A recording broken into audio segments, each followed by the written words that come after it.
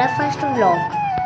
ನಾನೀಗ ನಮ್ಮ ಮನೆಯನ್ನು ನಿಮ್ಮೊಟ್ಟಿಗೆ ಪರಿಚಯ ಮಾಡಿಕೊಳ್ತೇನೆ. ಇದು ನಮ್ಮದು ಹಳೆ ಮನೆ, ಇದು ನಮ್ಮದು ಹೊಸ ಮನೆ. ನಮ್ಮ ಮನೆಯ ಹೆಸರು ಶ್ರೀ ಬರೆಮನೆ ನಿಲಯ. ಮನೆ ಒಳಗೆ 4 ಕೋಣೆ ಮಾತ್ರ ಇರುವುದು.